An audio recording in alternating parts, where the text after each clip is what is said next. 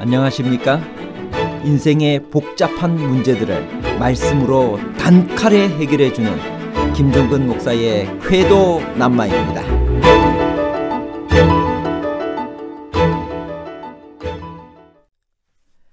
엘리사가 엘리야에게 갑절의 영감을 구한 것은 엘리야가 지닌 영감의 총량에서 2배를 달라는 의미인가요? 아니면 엘리야의 뒤를 이어 자신이 영적 장자로서의 후계자임을 인정해 달라는 것인가요?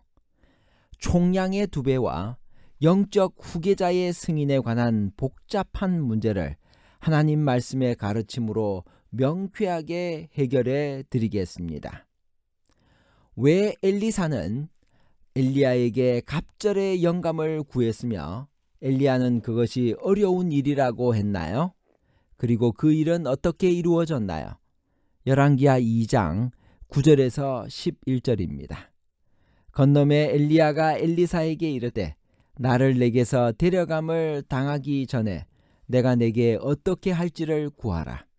엘리사가 이르되 당신의 성령이 하시는 역사가 갑절이나 내게 있게 하소서 하는지라. 이르되 내가 어려운 일을 구하는도다.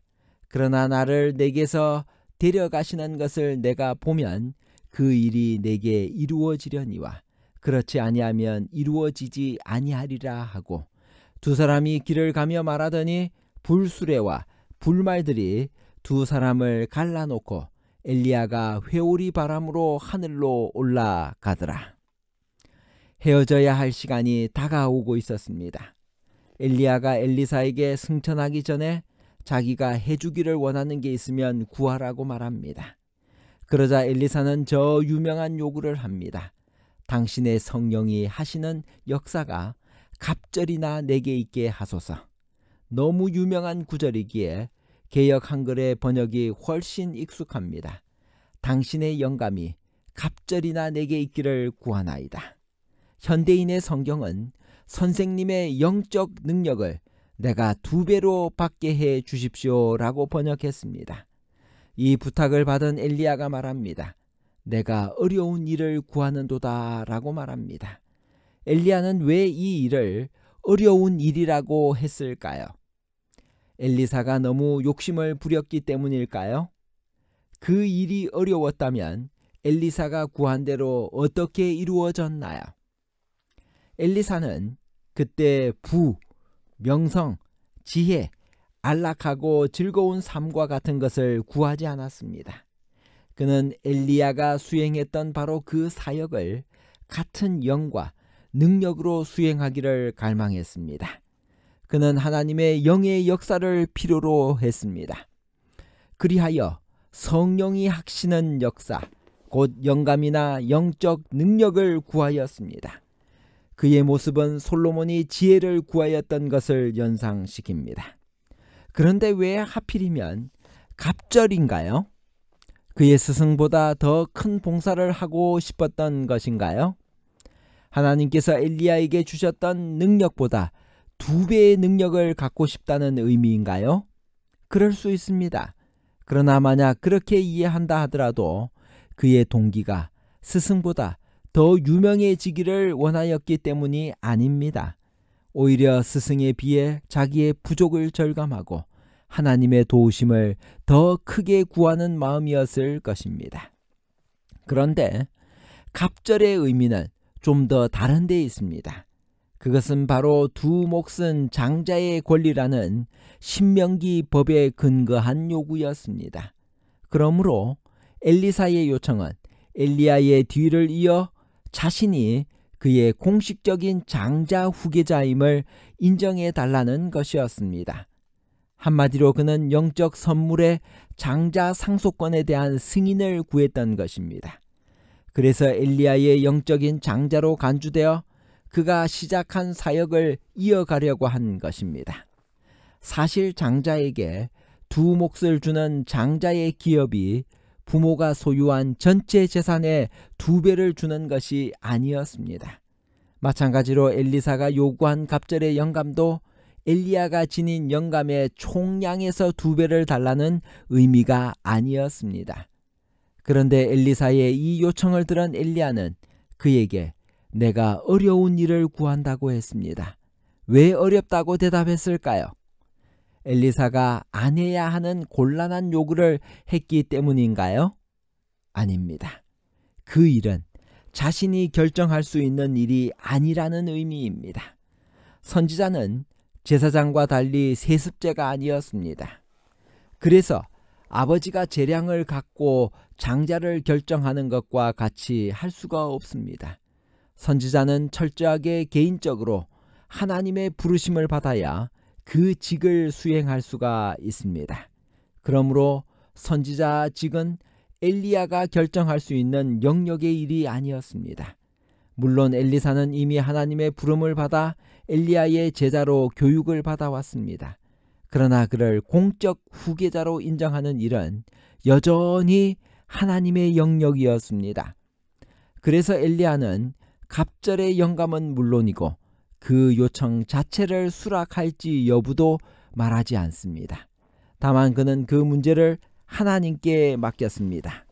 그래서 나를 내게서 데려가시는 것을 내가 보면 그 일이 내게 이루어지려니와 그렇지 아니하면 이루어지지 아니하리라고 대답했습니다. 그는 하나님께서 엘리사에게 자신의 승천 장면을 목격할 수 있도록 허락하시느냐 여부를 엘리사의 요구에 대한 하나님의 승인을 판단하는 기준으로 제시한 것입니다. 그러면 엘리사의 요구는 승인되었나요? 그렇습니다. 어떻게 승인되었나요? 엘리사는 엘리야가 불수레와 불말들을 타고 회오리 바람과 함께 하늘로 올라가는 순간을 목도했습니다. 그 장면을 본 엘리사는 내 아버지여, 내 아버지여, 이스라엘의 병거와 그 마병이여 라고 외쳤습니다. 하나님의 병거는 천사들입니다. 말과 병거는 대적을 파하시고 그의 백성을 보호하고 구원하는 여호와의 능력과 위엄을 상징합니다. 하박국에 의하면 주님께서는 말을 타시며 구원의 병거를 모시는 분이십니다. 후에 엘리사는 그의 종의 눈을 열어 불말과 불병거를 보게 했습니다. 엘리사는 그 장면을 보면서 자신의 옷을 잡아 둘로 찢었습니다. 대개 옷을 찢는 것은 슬픔의 표현입니다. 그러나 이 경우는 그런 뜻이 아닙니다. 이제 옛 의복이 더 이상 필요하지 않음을 의미합니다. 그가 엘리야의 겉옷을 입어야 하기 때문입니다. 엘리사는 엘리야의 몸에서 떨어진 겉옷을 주워 가지고 돌아옵니다. 그 겉옷은 엘리야의 선지자 직분의 상징이 되었습니다. 엘리야가 처음에 엘리사를 제자로 부를 때 그에게 겉옷을 던졌습니다. 이 겉옷은 엘리사가 엘리야의 공식적인 후계자가 되었다는 표징으로 남겨졌습니다. 이 권위의 상징을 지니고 백성들에게 돌아갈 때 그는 엘리야의 계승자로 인정받을 것이었습니다. 엘리야가 승천했습니다. 에녹 이후로 또 한 사람이 살아서 승천한 것입니다. 이 엘리야는 그 후 예수께서 변화산에 오르셨을 때 거기에 모세와 함께 나타나 구속의 경륜에 대해 의논했습니다. 그가 거기 나타난 것은 마지막 때에 살아서 구원받을 자들을 대표한 것이었습니다. 엘리야의 봉사는 많은 상징적 의미를 가지고 있습니다. 먼저 그를 괴롭힌 아합과 이세벨은 이후 권력을 지닌 타락한 종교 세력의 상징으로 사용되었습니다. 구약 성경의 마지막 약속은 다음과 같이 메시아의 날 전에 엘리야가 온다는 것입니다. 보라, 여호와의 크고 두려운 날이 이르기 전에 내가 선지자 엘리야를 너희에게 보내리니 이 약속은 초림 때 침례 요한으로 성취되었습니다.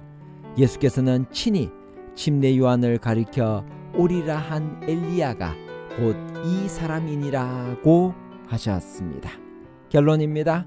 첫 번째, 엘리사가 엘리야에게 갑절의 영감을 구한 것은 엘리야가 지닌 영감의 총량에서 2배를 달라는 의미가 아니라 엘리야의 뒤를 이어 자신이 영적 장자로서의 후계자임을 인정해 달라는 것이었습니다.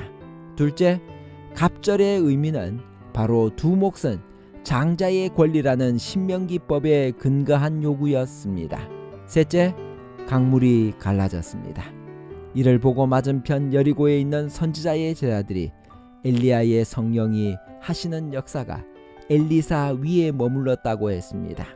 그가 엘리야의 후계자가 되었음을 제자들도 알아본 것입니다. 갑절의 영감을 구한 엘리사의 요청은 이렇게 성취되었습니다. 감사합니다.